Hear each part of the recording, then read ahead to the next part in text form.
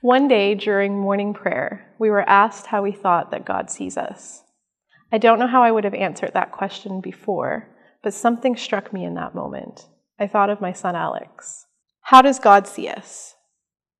I see physical bodies. I know many of my colleagues quite well, so I think I see a little deeper. I notice their face, their facial expressions. Are they distracted? Are they engaged in the conversation? Do they look happy?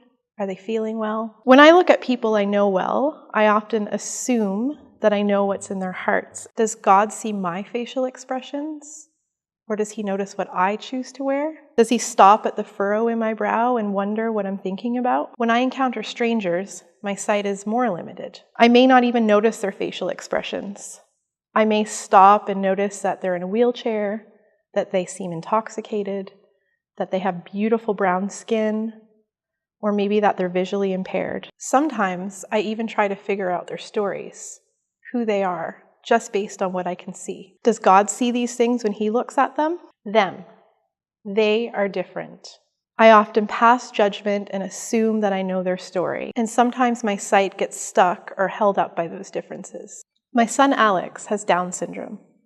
In the first few days, I spent a lot of time analyzing him, looking for differences. I looked for physical features that would support or deny the thing that only a genetic test could confirm. Sometimes he looks up at me, and I noticed that his eyes looked different. They were slanted and further apart.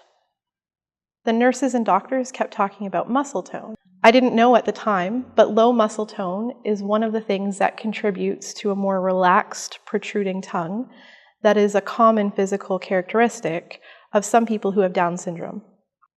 Alex did that sometimes, but he didn't do it all the time. I spent much of those first few days afraid. I was scared what a diagnosis of Down syndrome would mean, worried about how Alex would be seen the rest of his life, worried about how we would be seen. I was also scared of the kind of assumptions and judgments that people would make. While I was looking for these physical characteristics, I also noticed how much Alex looked like my partner. His eye color, his hair color, some of the facial expressions that he made. In those early days, I realize now that I was looking both for how he was different, but also how he was the same. The intense emotions of worry, anger, and fear were offset by pride, concern for his well-being. Since then, I've met many people with Down syndrome. Our village has grown, and many of its new members have Down syndrome, or they have family members who have Down syndrome. For the first time in my life, they're not the other. They're no longer different than us. We have a commonality that goes far beyond eye shape and muscle tone, a connection and an understanding that words have a hard time to describe.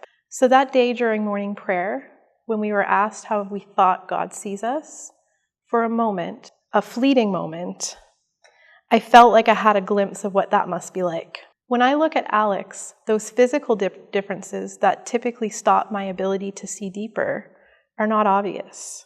And when I'm out with my family and I see another person who has Down syndrome, I feel a connection, an understanding that goes much deeper than the way that we look. I imagine that God sees much more than my wardrobe.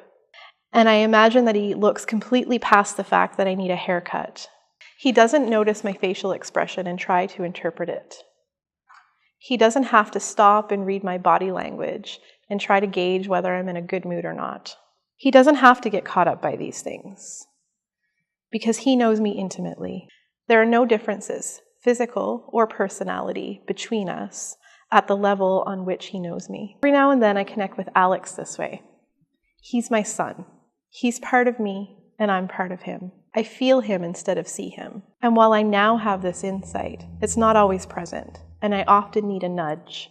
I often need to be asked, how do you think that God sees us? When we can look past the physical and stop categorizing people based on the differences that we see, we can connect with them in a way that's difficult to understand and even more difficult to describe. When our heart can feel another's, when our spirits recognize each other, we truly accept each other as brothers and sisters in Christ.